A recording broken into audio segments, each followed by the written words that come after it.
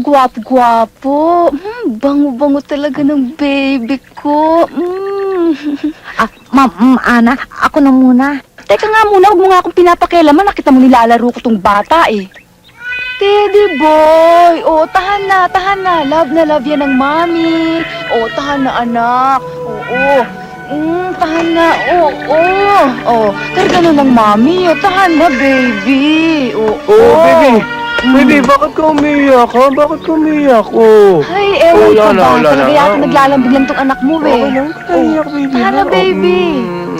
Tatagal ka ba sa Davao? Naku, medyo matagal-tagal ako doon. Siyempre, alam mo, kailangan pag-aralan ko yung mga prospects ng bago natin negosyo doon eh. Hindi basta-basta yun. Huwag naman puro trabaho, maglibang-libang ka naman. Siyempre ngayon pa, at may baby na tayo. Eh di kahit kalabaw ako doon. Trabaho ng daddy mo doon?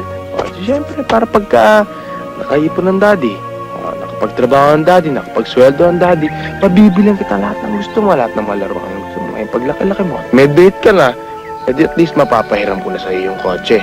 Miski mabangga mo yun, mapapagawa ng daddy mo yun, di ba? Kung magsalita naman to, parang siya lang nag-aalala sa anak ko. Wala ako at may trabaho pa ako, ha?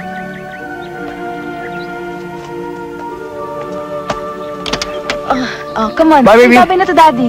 Bye-bye, daddy. Come on, say bye-bye to Bye, daddy. baby. Bye-bye. Bye-bye. Ingat ka, ha? Bye-bye! Bye-bye, daddy. Bye-bye. Bye! Balik ka agad, ha? Bye-bye. Bye-bye. Buisit! Sira na naman ang araw ko. Sira ulo mo. Akala ko ba gusto mo makita ang anak mo? Siguro, kaya ako naging isang ina. Dahil kaya ko magpakasakit alang-alang sa anak ko. Sa nakita kong pag-aalaga sa kanya ni Ma'am Ana. Alam kong mas liligaya ang anak ko sa piling niya. Anong balak mong gawin ngayon? Ibalik mo na lang ako sa isla. Sa piling nila Aling Ason at Mang Ingo. Sa piling ko.